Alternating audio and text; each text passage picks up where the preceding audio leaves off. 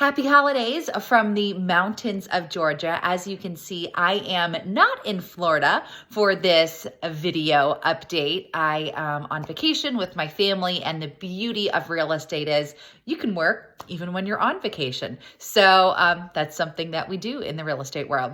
Also, really big news in the real estate world over the past couple of weeks.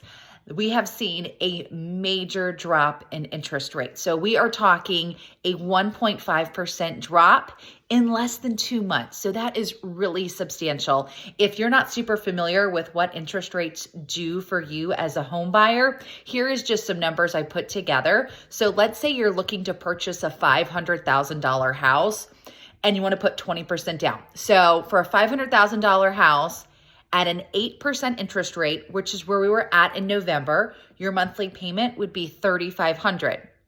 At a 6% interest rate, so a drop of 2%, that drops to $2,966. So that is more than $500 difference. So if you're someone that's, say, looking for a $3,000 a month monthly payment, back in November, you may have only been able to afford a home that was about $415,000. But if those interest rates get back closer to 6, that would allow you to purchase a home closer to $500,000. So right now, as of this week, the average was in the mid sixes for interest rates. So that is huge.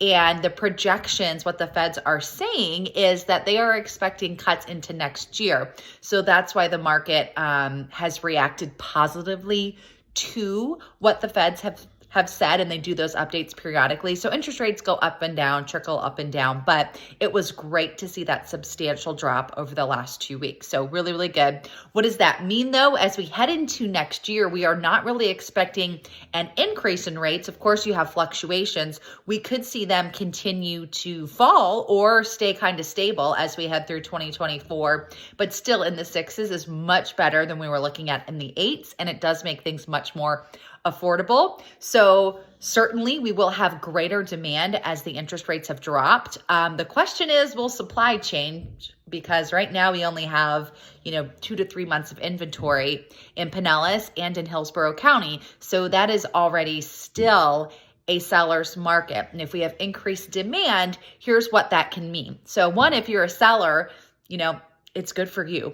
Increased demand, of course. If you are a buyer, though, while the interest rates may have fallen, if we do have that increased demand, that means some of our popular houses are going to be more likely to have multiple offers again.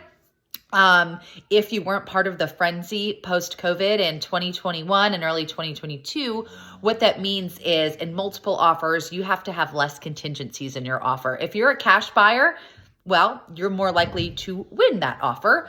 If you are not, let's say even if you are a cash buyer, but you have to sell your house first before you can buy one, that's a contingency. You're much less likely to get your offer accepted in a multiple offer situation. If you're an FHA or a VA buyer, it's a lot harder to purchase a home and compete with cash or conventional financing.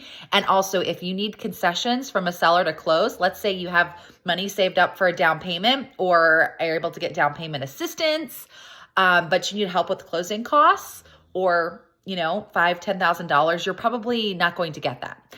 Of course, we work to try to get those concessions in any market, but it becomes a lot harder than in the current market. In the current market, sellers are oftentimes doing maybe $5,000, $10,000 in concessions for a rate buy down, for closing cost assistance.